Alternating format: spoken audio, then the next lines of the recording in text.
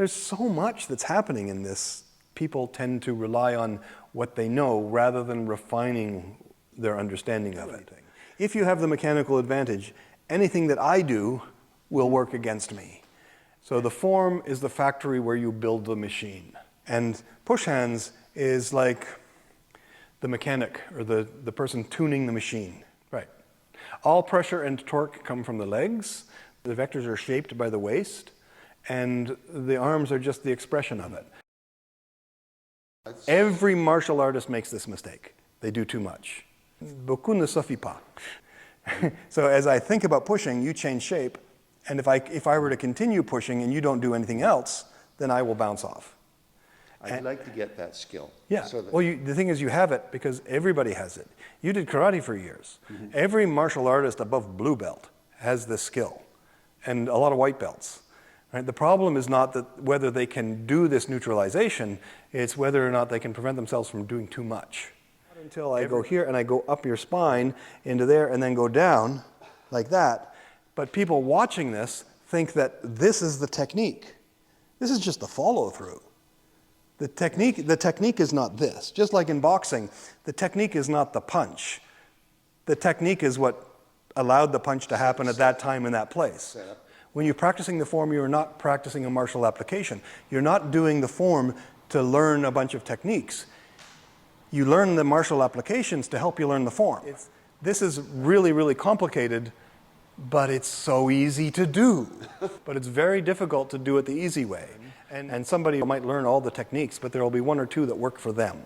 And that is one way to train. You learn by evolution, and the techniques that don't work, you don't practice anymore. But then you end up with a couple of songs that you're always trying to fit in here and there. You know a few chords, and you're trying to find the song that you can play them with. Tai Chi is more like jazz. You improvise, so you get really good at following. That's the idea. Most people who do Tai Chi don't do this. Most people who do martial arts don't do this. So if you become one of the people that does this, you'll have a huge advantage.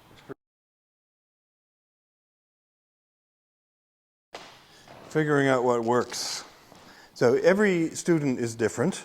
I said not every student is right for every school, and not every school is right for every student, but every teacher and every student can adapt to some degree. So it's often said that a good student can learn from any teacher.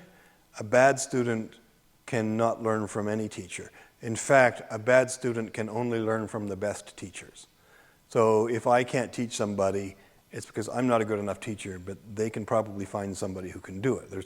So in the beginning, what I do when people are learning push hands, and I'll teach tuishou before I teach forms, depending on the pushing hands. I was thinking you were saying tuishou. Communication is tricky.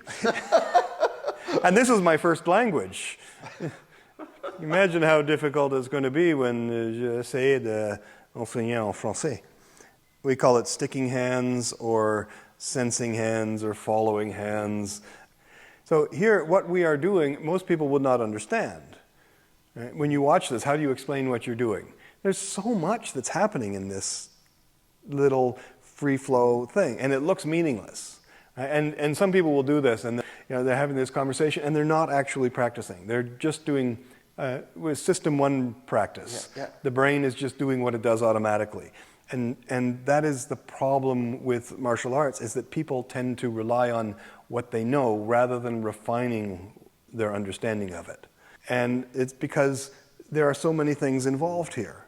We talk about pung, which is boing power. I call it the centripetal tensile geodesic.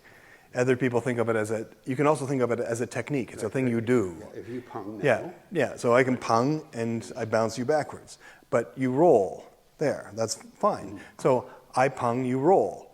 That's a simple technique, right? But that's not what pung is. But fundamentally, pung is not what you do. It is a mechanical advantage. Yes. Yeah, so you have the mechanical advantage, you have pung, you don't have to do anything. If you have the mechanical advantage, anything that I do will work against me. And so this is what Tai Chi is supposed to be training. And yet people treat the form like it's an encyclopedia of technique, or they treat the push hands like it's a bunch of different martial applications. The The Tai Chi routines and the push hands practice are the factory and the workshop. So the form is the factory where you build the machine. You get the body to do the right things in the right order. You get them functioning properly, and in the right shape. in the right shapes. Yeah. So you learn how not to fight yourself. You create a machine that moves efficiently through space, and you learn the ways in which the body can move that generate the maximum effect with the minimum effort, and doing as little as possible. That's why you'll have some forms that are very big, right? And then other styles that will do the same thing like this. The form is not the exercise. The exercise happens within the form. How you pay attention when you're doing the form is what makes it work. And push hands is like the mechanic or the person tuning the machine. Can I take a step back? Yeah. Sure, my arm comes in, my arm comes out a little bit, but most of your motion is here. Right. All pressure and torque come from the legs. The vectors are shaped by the waist, and the arms are just the expression of it. So the arms form the drill bit, the shape of the tool, but the power and the direction of the vectors and everything is determined by the legs. The legs are pressure and torque. The waist is it's the shape of the tensile modulus. It determines where it goes. And the arms just determine whether or not is the force arm getting longer or shorter? Is it going this way? Is it changing shape like that or like that? I am pushing, but not with this. Right. And more than pushing, you are receiving my resistance into your legs. It's a different concept altogether. Offense and defense are indistinguishable. Right? You don't know. When there is pressure, there is pressure. It doesn't matter who is attacking and who is defending. The methodology, the strategy are basically the same.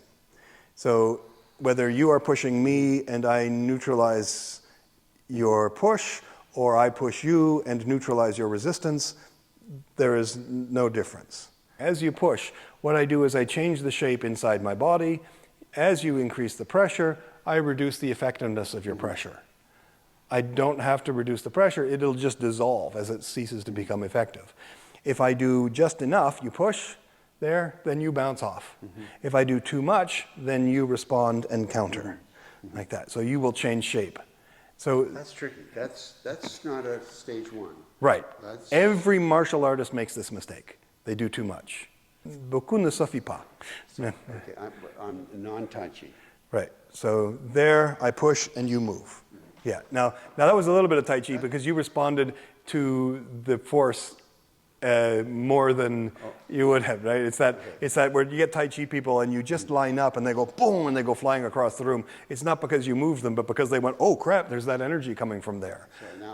So now you just stand there minding your own business and I push there. And if I push efficiently, then it goes like that. So if I push and follow, this is constantly changing direction.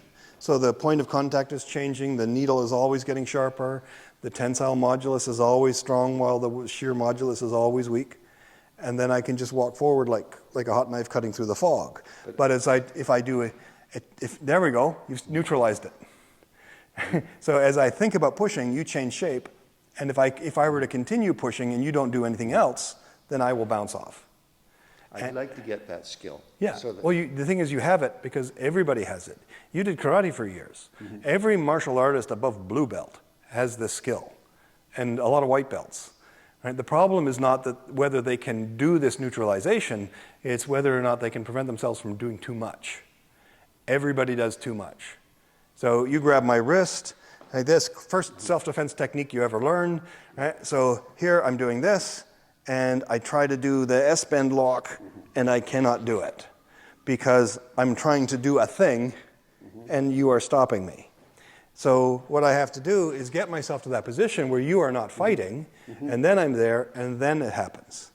But when people see this technique, they don't see this, they don't see this, they don't see this, they don't see that, and I have not forced you into this position.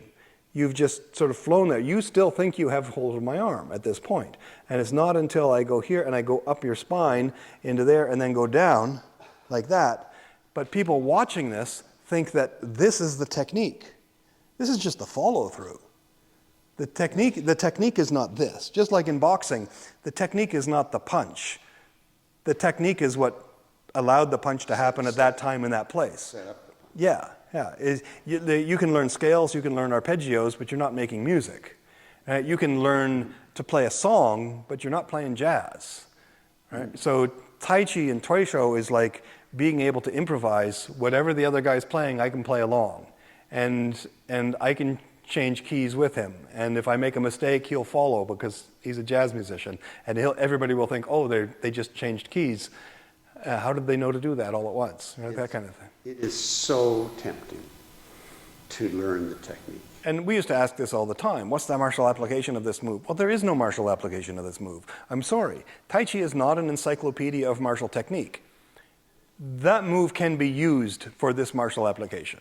Right? If you throw a right lunge punch, go ahead, and I do this, I can do this, I can go down here, I do brush, knee, push. Right? Now this could be here, I could throw you that way, I could do this way, I could do this way, I could bounce you, I could do all kinds of things. I could come in like this and lock your arm and down and strike. I could come here like this, lock in like this, and then there we go, throw you that way and strike there. Yeah. And so there are lots of different martial applications. Master Liang once spent 15 minutes demonstrating martial applications of the Vienna waltz. What are we learning? Which technique are we practicing when we do the form? You're not. When you're practicing the form, you're not practicing a martial application. You're not doing the form to learn a bunch of techniques. You learn the martial applications to help you learn the form. Right? If you say, oh, this movement is I block and I deflect and I push, then people have a story that they can use as a mnemonic device to help them do the movement. Or you could say, come on in and have some pie. It's the same story, same idea, it helps. And so when you're teaching people who have an aversion to studying martial arts, they can still learn Tai Chi, you just change the metaphor. Instead you can say, take your glove off and put it on the shelf instead of wipe blood from your arm and smear it on the opponent's shirt or rip the opponent's heart out and show it to him before he dies. These are all different stories that help you memorize the movement. But that's not what the form is about. Right? The martial application of brush, knee, push. And so we've got things like this. There are so many joint locks. I can probably do a couple of dozen in rapid sequence and then come up with more as we go. And sometimes people will say, what's the martial application of this movement? And I will say, I don't know, you attack me, I'll do that movement, we'll see what happens. Right? But if you grab my wrist from here, then this is the application of brush, knee, push. This movement right here. Because it is contained here. Like that. There's the application. Now, if you are holding on and nothing changes, I can continue and strike and do that. But are you going to keep doing that? No. But that was a brush, knee, push. That was, even though that wasn't brushing a knee. It's brushing here. It's this. It's this part of the movement. If I continue the movement, then it goes like this. But that was there. And there's another application for this movement. Another one for this, another for this, another for this, another for this. But it's about the mechanical efficiency and understanding where the pressure and the torque is in the body, where the axis is, how the arms are shaped in order to maintain the tensile modulus and reduce the shear modulus. This is really, really complicated, but it's so easy to do. Right? And the whole point of it is it's easy to do, but it's very difficult to do it the easy way. And the only way to get to that point is to actually practice the form, paying attention, using your System 2 brain to analyze and improve the way that you move at every single point. And you train yourself to be constantly improving your balancing ability, constantly improving your ability to relax, constantly improving your understanding of the relationship between kinetic energy and momentum and torque and force arms and Galilean cannons and angle, inclined planes and all kinds, all simple machines. And then when you want to apply it, that's fine. But doing Tai Chi is like, as my friend Adam Chan said, it's like building a sports car in your basement. You've got this great machine, but you don't know how to drive. Other martial arts are like learning how to drive, but you've got roller skates, right, to start with, and then you gradually upgrade to a motorcycle, and then as your machine improves, as your techniques change. But a lot of people who learn a martial art will learn a few techniques that work really well and very naturally for them. So if you have a martial art like judo that has over 80 techniques, and somebody who does judo might learn all the techniques, but there will be one or two that work for them. And that is one way to train. You learn by evolution. You learn what techniques are right for you. And the techniques that don't work, you don't practice anymore. That's one way to do it. But then you end up with a couple of songs that you're always trying to fit in here and there. You know a few chords, and you're trying to find the song that you can play them with. Tai Chi is more like jazz, where you can play any song, any music, you improvise, so you get really good at following. That's the idea. Most people who do Tai Chi don't do this. Most people who do martial arts don't do this. So if you become one of the people that does this, you'll have a huge advantage. It's pretty insightful. And this is why it's really interesting that for me, I get students that come here from all over the world, and most of them can beat me in a fight. Most of them are better martial artists than I am. They're certainly better at what they do than I am. I get professional athletes. They're tennis and football and rugby and skiers and runners and so on. And I can't do what they do, but they come here to improve what they do. It's fun. I used to be intimidated because I figured I can't really fight as well as the people that I'm teaching, but then I realized anybody who comes through that door, I can teach them something. But as your question, can I teach them? Right? That's the challenge. Can I find the methodology that's going to work for everybody? I find the hardest people to teach are English professors and lawyers, and maybe math professors. Maybe math people, right? It's the way you think. But the fact that we had this conversation when we started, and you were following along, and you're not just moving randomly, you are sticking to my center, you have that centripetal tensile geodesic, you have that low shear modulus, you are not increasing pressure randomly, and every once in a while you find the mechanical advantage, and I find myself just bouncing off of you because you're doing it right and I'm talking and not paying attention.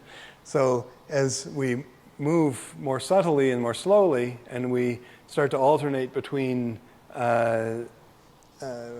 attacker and defender, as we might say, then everything is continuous.